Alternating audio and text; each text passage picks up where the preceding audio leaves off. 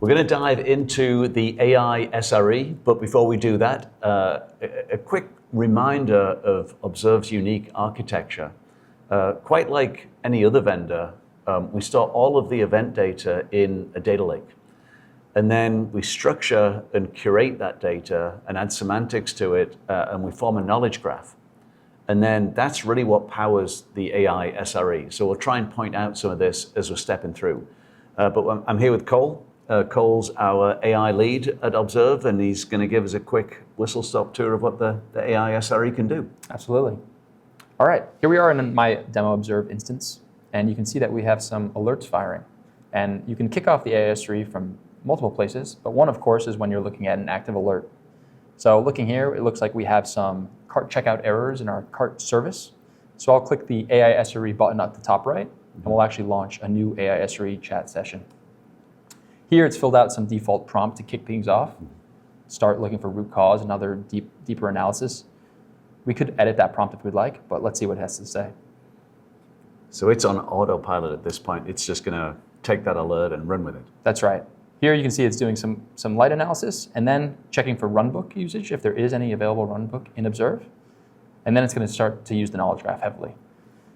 And so then the knowledge graph, drill into that a little bit. Right. What's it looking for in the knowledge graph? Right. So again, we have the semantic layer of the knowledge graph on top of the data lake. So all of the data that's in Observe, there can be relations between data sets and things called correlation tags, which are really the entities in Observe. Mm-hmm. And when you are searching or analyzing an alert, this type of semantic data is really useful for context for the LLM. So by pulling those things using a vector database, it can quickly do some quick searches on the knowledge graph and then power the analysis. So it should help to make the SRE a lot more accurate in terms of what it returns. Yeah? That's right. It's the easiest way we have to get the correct context into the LLM.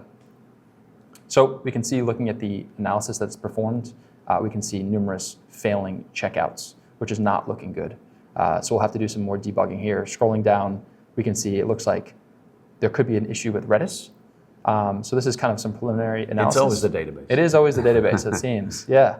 And we can see it's also even leveraging some web search to find any maybe root cause, that some relevant data on the internet using web search.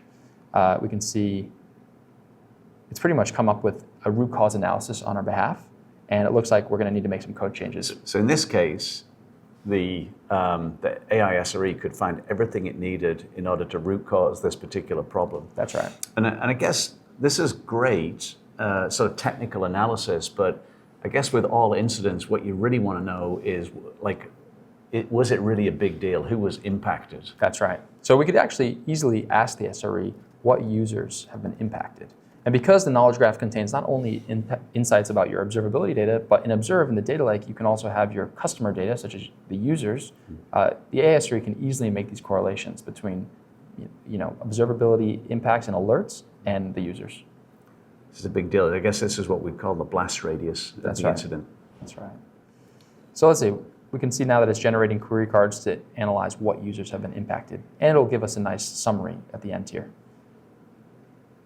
Looks like 81 unique users were impacted. And in this case, in the demo application, this could lead to lost revenue, which also has the information of in the knowledge graph. Okay, so we've got root cause. We understand the blast radius. We know what users were impacted. I guess if I'm a developer, though, do I really have to come into Observe and learn Observe? It seems to be much easier if I could do all of this maybe from my sort of natural habitat, my development environment. Absolutely. Well, everything that we've built into the AI SRE is also available via our MCP. So if you want to bring the context of Observe with you elsewhere, such as your coding agent like Augment, you can do so. So here in my coding environment, I've already done a search for the errors that are occurring in a different service of interest. And you can see that it's finding that information via the knowledge graph, as well as generating queries in Observe on the fly. That information is amazing context for my coding agent to go fix actual production issues, and we use this all the time. Okay, so whether you're using the AI SRE or whether you're using it via the MCP server, the same information, the same context is available to you. That's right. And I guess the advantage here, obviously, you've got your code right there, and so the observability tool and the coding tool can work in tandem. That's right. Yeah.